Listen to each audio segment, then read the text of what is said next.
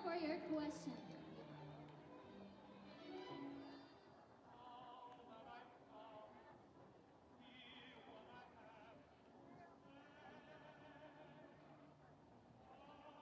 For your question, how does Flores de Mayo help people become closer to God and the Virgin Mary?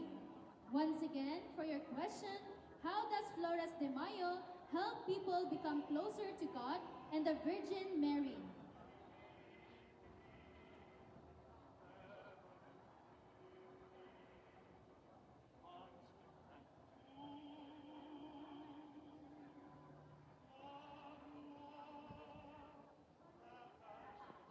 I believe that Flores de Mayo is an important event because, again, it brings us closer to Jesus and Mama Mary because we are celebrating and we are devoting our time and effort for them.